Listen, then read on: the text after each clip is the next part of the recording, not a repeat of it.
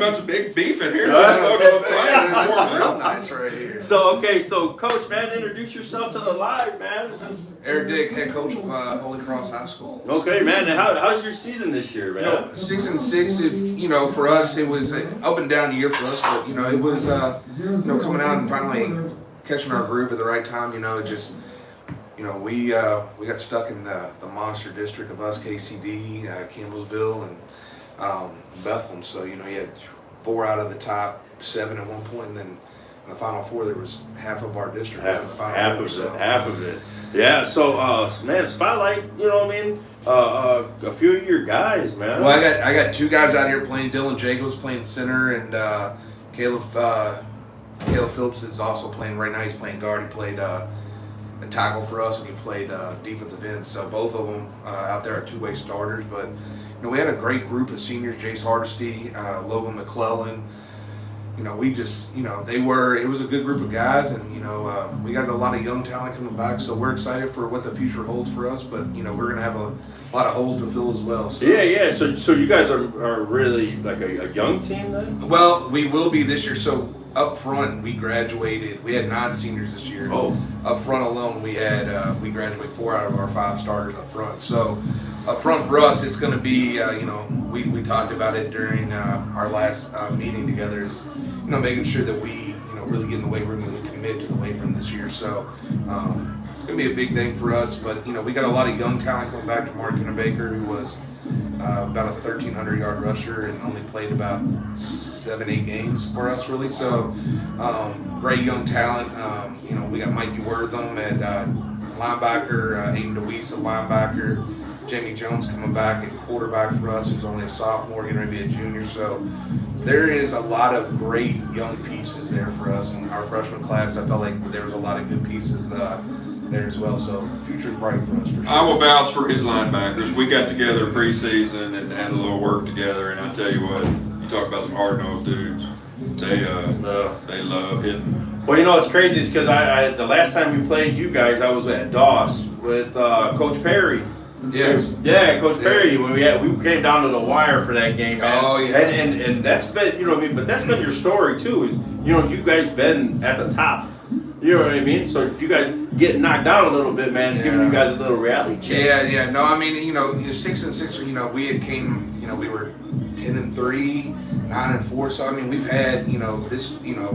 As far as my tenure, 6-6 was has been. I guess the worst that it's been. Right. So but for us, we definitely beefed up our schedule, and we had no idea. And looking at our schedule, I think our combined losses of teams was like at one point 45-2. So schedule was pretty good, but I wanted to make sure that we were ready because we knew how tough our district was going to be, and I didn't want to wait to deep in the playoffs to figure out where our weaknesses were. I wanted to see those weaknesses on a weekly basis. Have teams that could exploit that stuff. So yes, man. Well, I appreciate you coming over and just talking about. But what was like some of the bad that happened for you guys? You guys did have injuries. Well, what you guys battle? Not bad. What you guys battle this season? Well, for us, with us being a small school roster of about 45, the injury bug at one point always creeps up, and so we had guys with nagging injuries almost all year. And for us,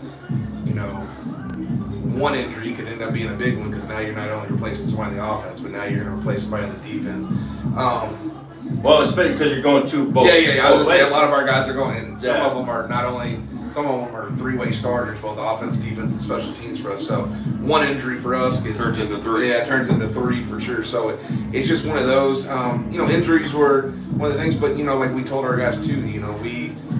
I think we kind of got a little complacent in how we were doing stuff, and so our off season was good, but it could have been a lot better than what it was, and so sometimes success is a blessing and a curse. Right, 100%. So a lot of those guys, and we've been blessed. We were in the Final Four 2 out of the past 4 years going into this season, so that was, we were kind of hitting the standard of this is where we were wanting to go, just trying to get over that hump. And so, so sometimes a little, a dose of reality for us to get back and, get back to work, and the basics of everything that we need is sometimes good for us. And I feel like our guys going into this offseason, there's a little bit of a hunger there now. So Yeah, and when are you guys starting? we'll start back up as soon as we get back in January. I like to. Never ends. Yeah, no, Never I mean, ends. no. So, somebody's like, what's your schedule like? And I was like, well, we got done, I guess it was the second round of the playoffs. So, I've been at school inventorying and making sure we had everything done. Just fuming. Yeah, so. Just fuming, huh, Coach? And so we, for us, for myself and my staff, we usually get about a month, maybe a month and a half, maybe.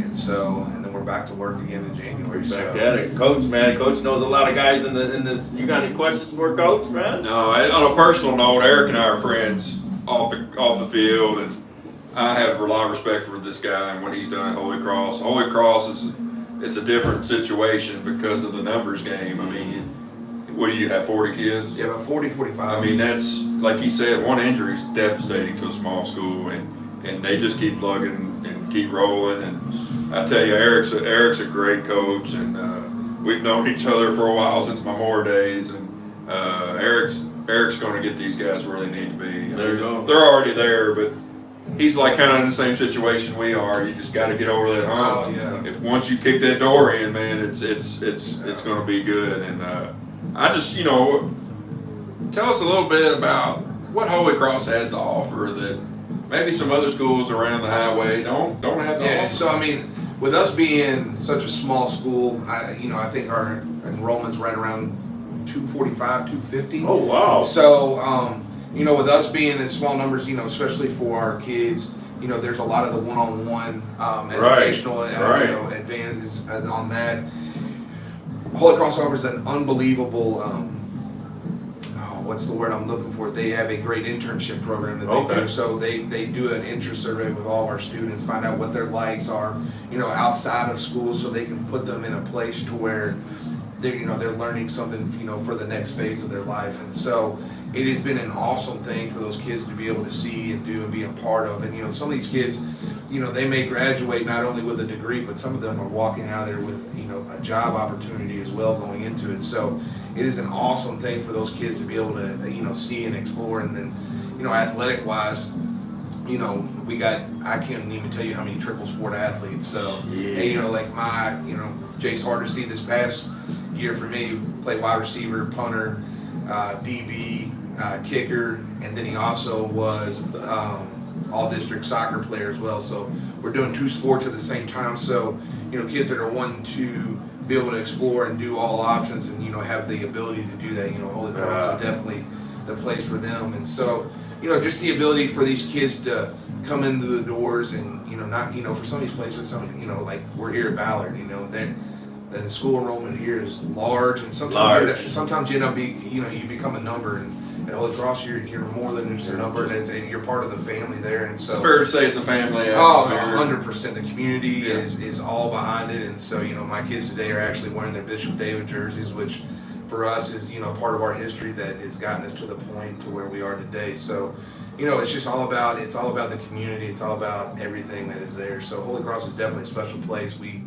People are like, you're over on Dixie Highway, you're on the other end of town. And yeah, we are, but sometimes, coming out that way and seeing what we're all about is the first step in, seeing, all the wonderful things that we have to offer. Give the South End a chance, man. We're not all there. Give us a I was chance. gonna say the South End. Give us a chance. The South End has been great, and especially the people off Dixie have been, unbelievable for our program. Oh yeah, I know you guys got a lot of support. Oh, yeah, 100%. Yeah, that's awesome.